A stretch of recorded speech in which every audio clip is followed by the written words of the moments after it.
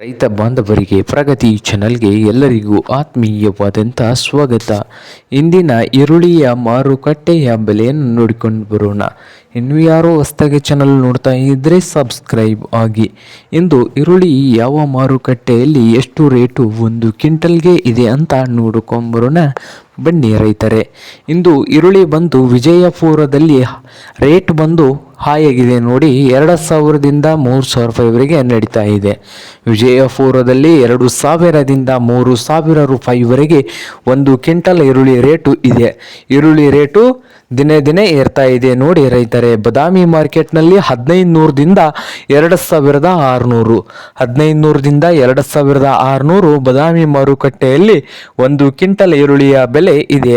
ಹಾಗೆ ಬಾಗಲಕೋಟೆ ಮಾರುಕಟ್ಟೆಯಲ್ಲಿ 1,500ದಿಂದ ಹಿಡಿದು 2,200, 1,500ದಿಂದ 2,200 ರೂಪಾಯಿವರೆಗೆ ಬಾಗಲಕೋಟೆ ಮಾರುಕಟ್ಟೆಯಲ್ಲಿ ಒಂದು ಕ್ವಿಂಟಲ್ ಈರುಳ್ಳಿಯ ಬೆಲೆ ಇದೆ.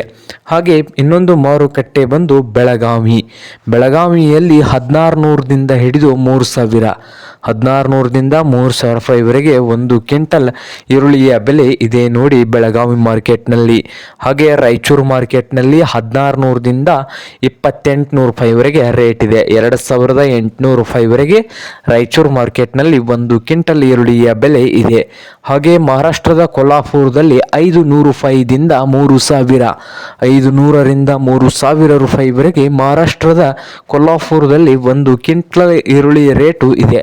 ಹಾಗೆ ಸೊಲ್ಲಾಪುರ ಮಾರ್ಕೆಟ್ನಲ್ಲಿ ರೇಟ್ ಬಂದು 1,000ದಿಂದ 3,700, 1,000ದಿಂದ 3,700 ಸೊಲ್ಲಾಪುರ ಮಾರ್ಕೆಟ್ನಲ್ಲಿ ಒಂದು ಕ್ವಿಂಟಲ್ ಈರುಳ್ಳಿ ರೇಟು ಇದೆ. ಇದು ಇಂದಿನ ಈರುಳ್ಳಿಯ ಮಾರುಕಟ್ಟೆಯ ಬೆಲೆ ಆಗಿದೆ ನೋಡಿ ರೈತರೇ.